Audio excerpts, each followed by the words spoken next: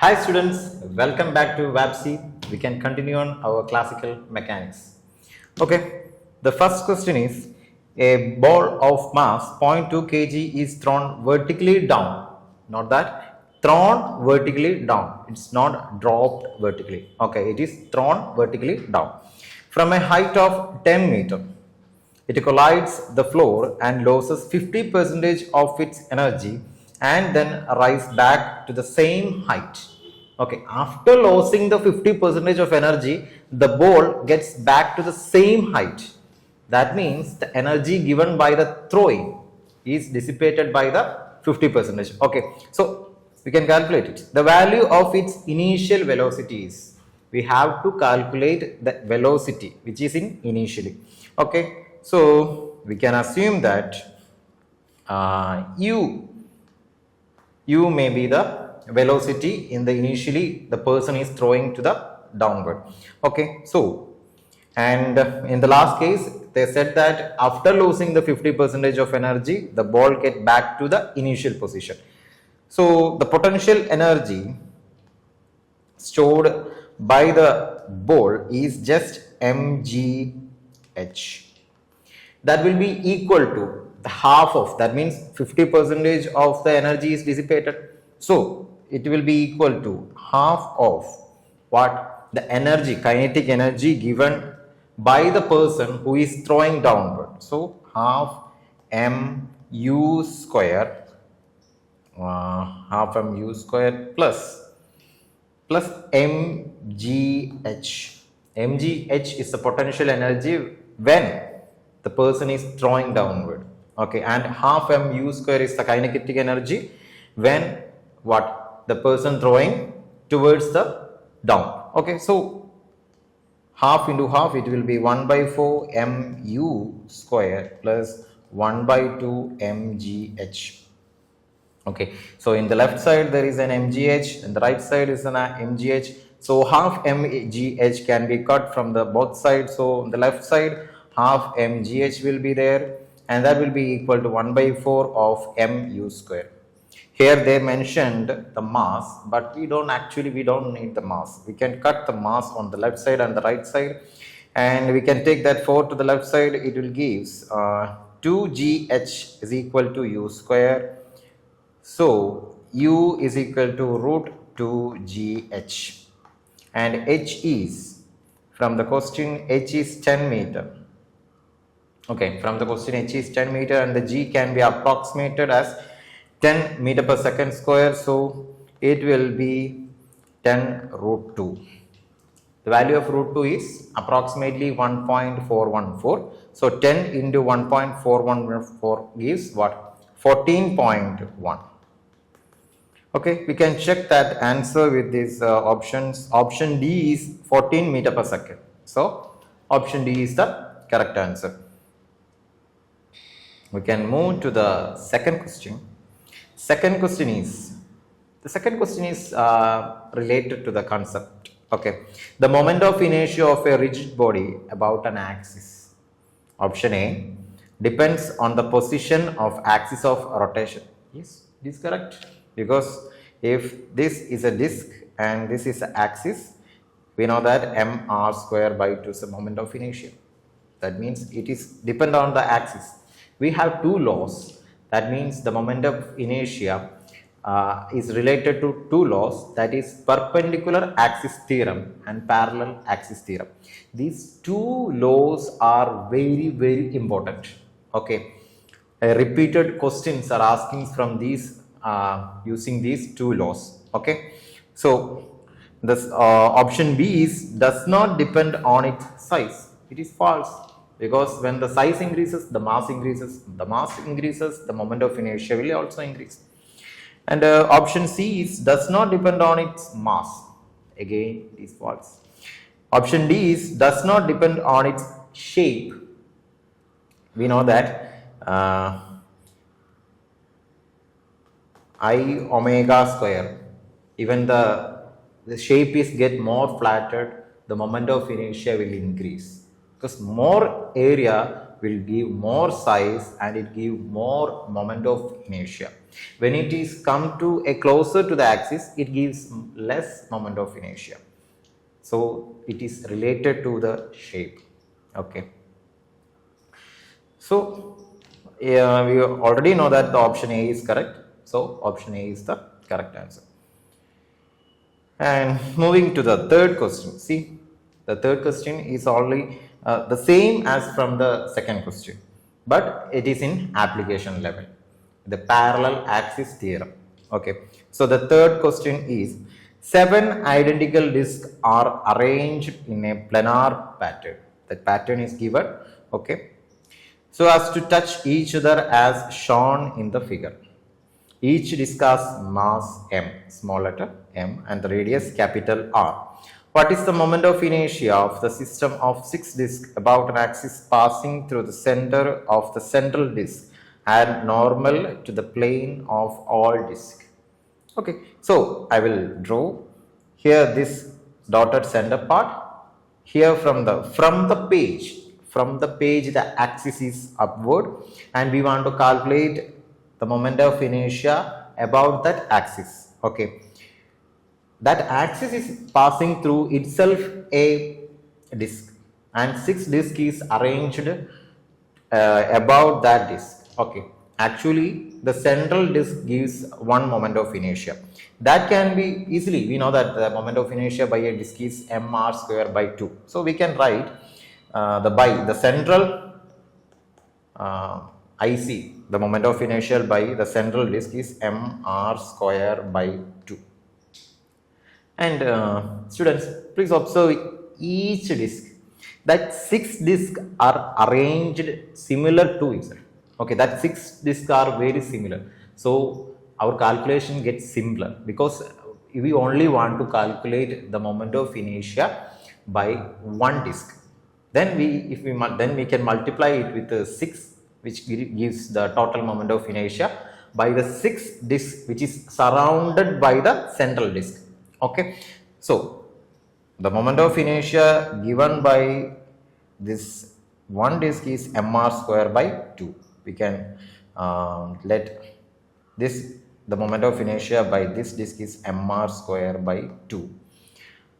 But again we have a problem. We want to calculate the moment of inertia by this central axis.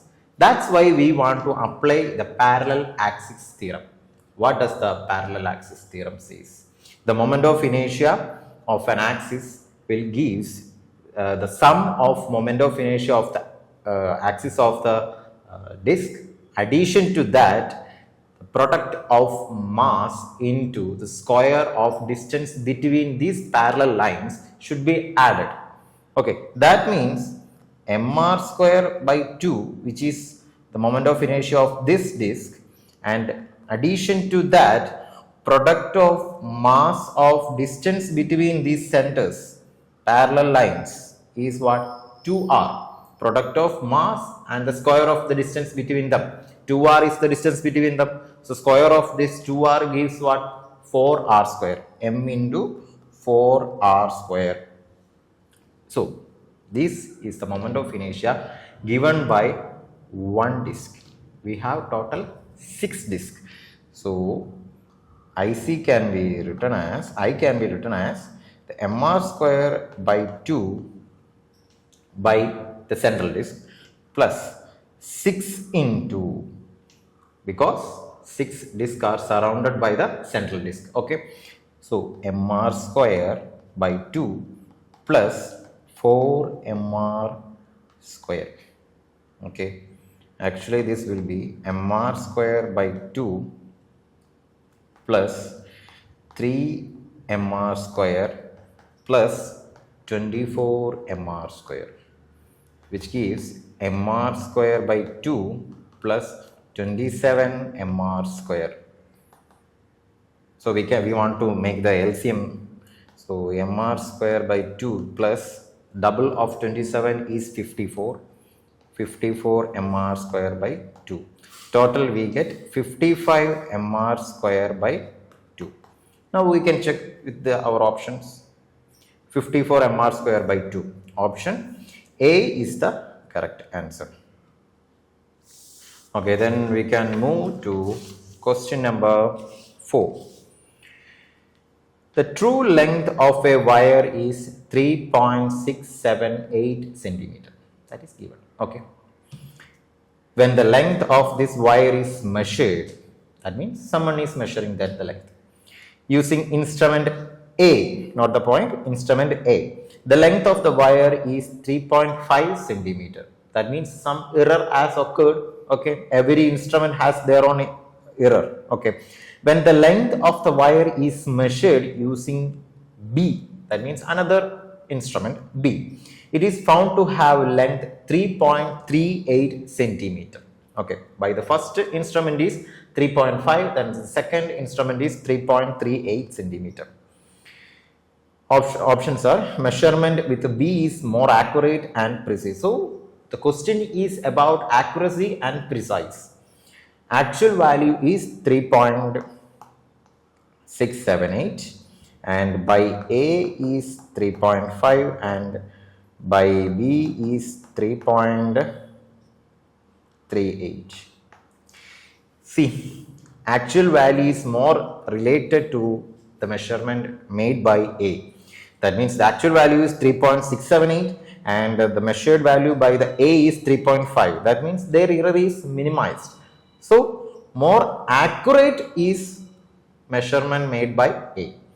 But look to the measurement made by the B, 3.38. That means after 3, it calculated another decimal place 8. Okay, that means more precise about their value is by B. So which option? A is more accurate and B is more precise.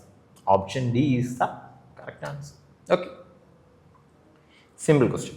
We can move to the next 5th question. Okay. A body is moving along a straight line with initial velocity v0, not the point, initial velocity v0. With acceleration A, yes, is constant. After t seconds, its velocity becomes v. Acceleration is constant, so the velocity will change. Okay, so the final velocity is v. The average velocity on the body over the given time interval, we want to calculate the average velocity. Okay, how we can calculate the average velocity? Average velocity is nothing but total displacement is divided by the time period. Okay, the total displacement is divided by the time period. Okay, the average velocity is total displacement S divided by time period t. How we can calculate the total displacement? By using the laws of motion, we know that v square is equal to v0 square plus 2as. Simple. So 2as is v square minus v0 square. So s is v square minus v0 square by 2a. Substitute v square minus v0 square by 2at. Now we can check with our options. V square minus v0 square by 2at.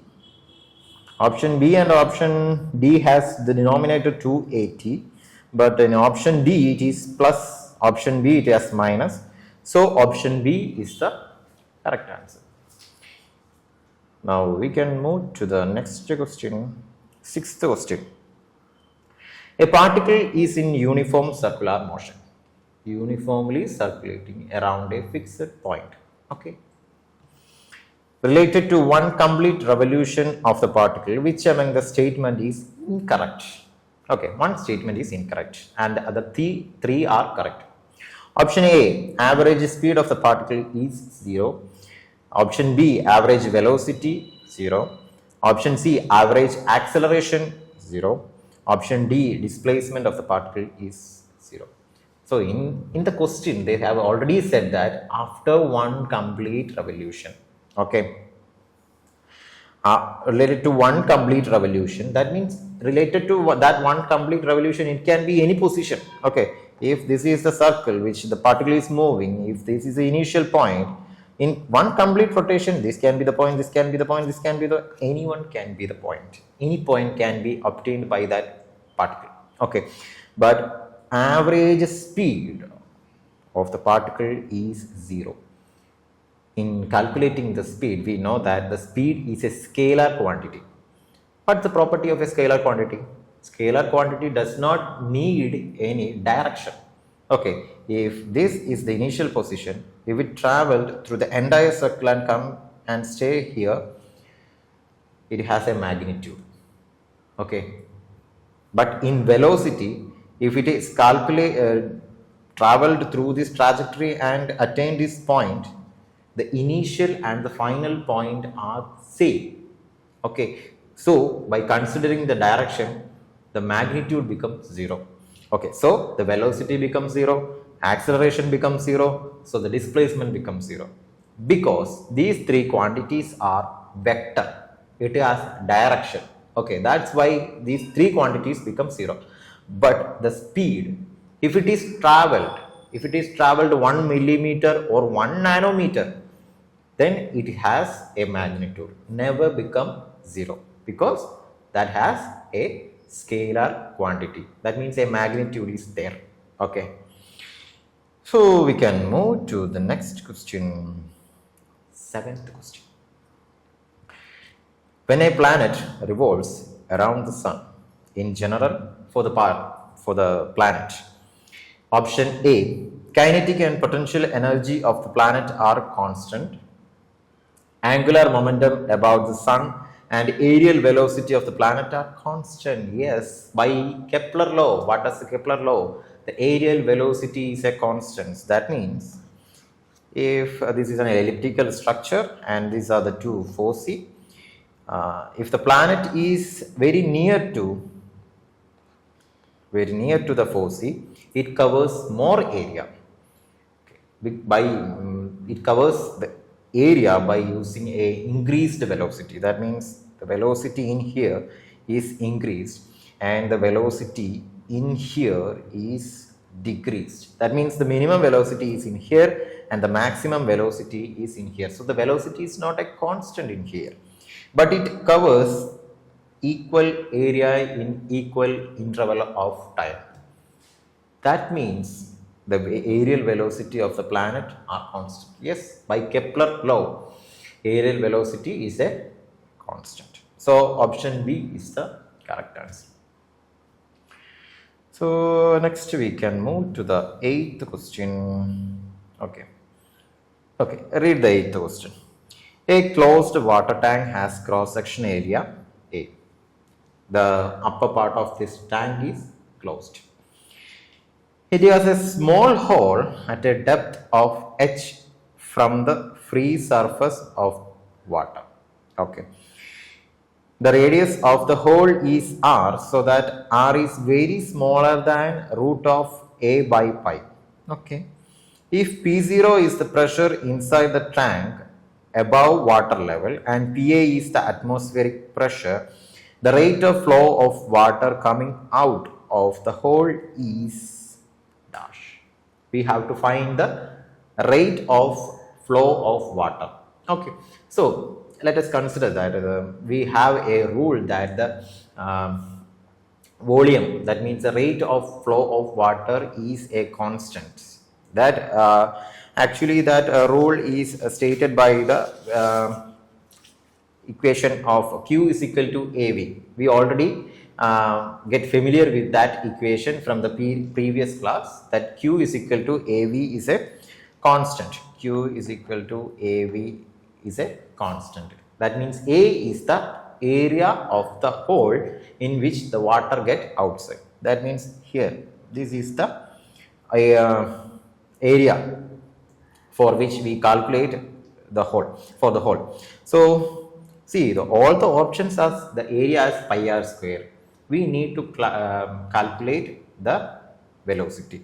Okay, so we know that velocity of efflux is given as root of 2gh plus 2 into difference between the pressure inside the water tank and pressure of the atmosphere. P minus PA by the rho.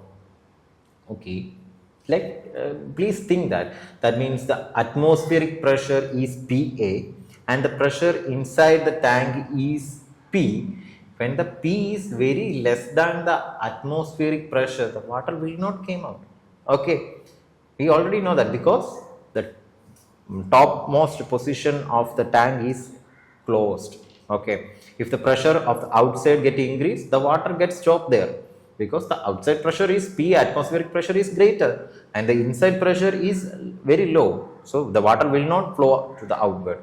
Okay, when we open that the topmost portion, it will go out because the pressure of the topmost point and the pressure in the outside get equal, so the water can be flow to the outside. Okay, so this is the given equation that the velocity of effluents, you can note it down as separately. They can be asked this question separately, which equation gives the velocity of effluents. Okay, root of 2gh plus 2 into P minus, that means the pressure difference, P minus PA divided by the density of the water rho. Okay, that is multiplied by the area pi r square. Which option is that? It is option D. Okay, you want to note that equation separately. Okay, velocity of effluents. So the next question, a block of mass m is connected to a light spring of force constant K. That means F is equal to minus K, K is the force constant. The system is placed inside a damping medium of damping constant B. That damping medium can be any water or honey or any kind of liquid. Okay, that can be damp the motion of the spring. The instantaneous value of the displacement, acceleration and energy of the block are x, a and e respectively. Okay, we know that.